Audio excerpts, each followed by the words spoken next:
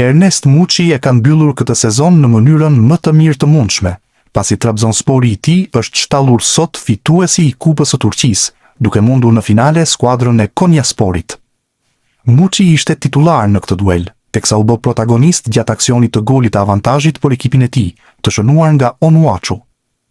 Më pas, Konyaspori barazoi shifrat dhe kishte mundësinë që të kalonte në avantazh me një penallti. Por Enis Bardhi gaboi nga pika e bardhë duke goditur shtyllën e portës së mbrojtur nga Onana. Pak minuta më vonë e kishte radhën Trabzonspori të fitonte penallti, me Onuachun i cili nuk gaboi gjuajtjen e tij dhe shënoi golin e rezultatit 2-1, me të cilin u mbyll takimi, duke i dhënë Trabzonsporit trofeun e 10 në histori. Klubi i Trabzonspor ka aktivizuar sot klauzolën që jep të drejtën e blerjes së Ernest Muçit nga Beshiktashi, siç ishte akordi paraprak mes klubeve kur u huazua futbollisti shqiptar.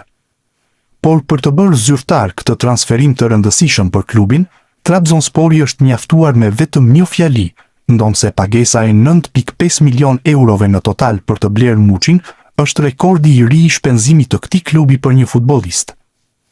Sa i përket transferimit përfundimtar të lojtarit ton të futbollit profesionist Ernest Muçi, klauzola në marrëveshjen e huazimit që i përkiste klubit ton është aktivizuar, ishte njoftimi i shkurtër i Trabzonsporit.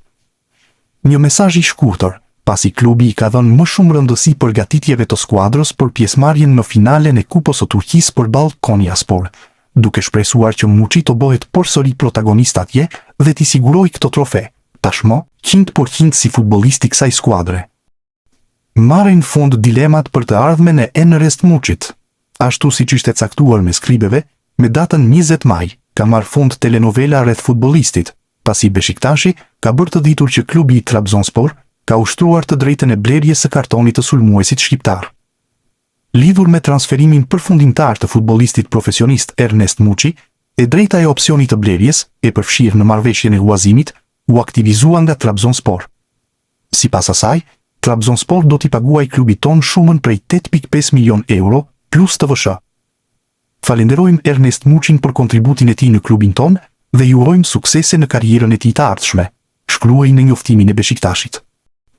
Ernest Muçi Trabzonspor, një martesë do të vazhdojë përtej huazimit një vjeçar, pasi klubi nga Trabzoni vendosi të aktivizojë klauzolën e blerjes së tij për një shumë totale prej 9.5 milion eurosh.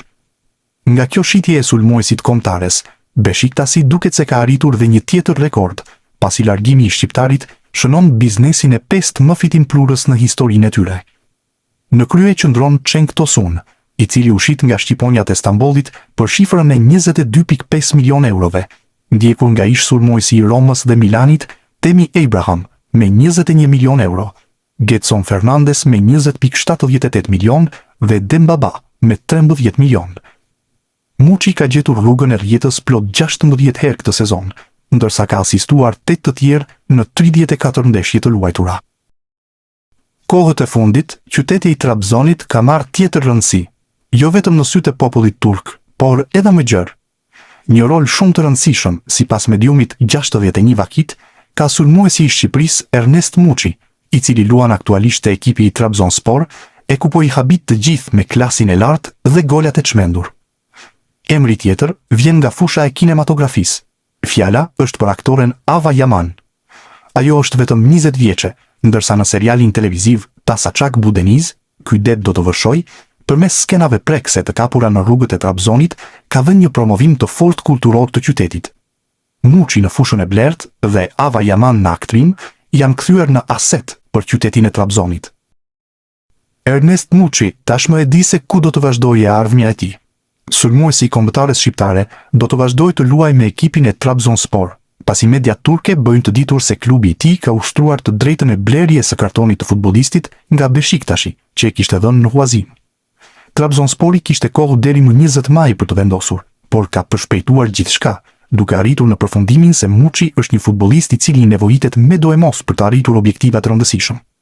Kësaj ka planuar që të paguajë 8.5 milion euro në 5 këste që kërkonte Beshiktashi për futbollistin, duke i njoftuar zyrtarisht.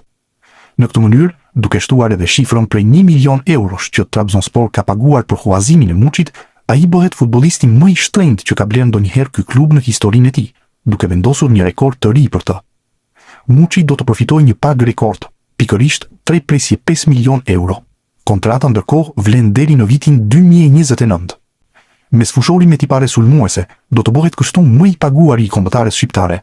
25 vjeçari ka shkëlqyer në këtë edicion si i huazuar, madje duke u bërë lojtari që po e shtyn Trabzoni drejt fitimit të Kupës së Turqisë.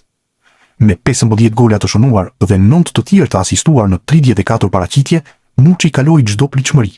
Besimi kryesor tek ai është pikërisht nga trajneri Fatih Teke. Me 9.5 milion euro të shpenzuara për to në total, pasi 1 milion kushtoi huazimi, Muçi bëhet edhe investimi më i shtrenjtë tek Trabzonspori. Kështu edhe shkruan historinë me klubin turk.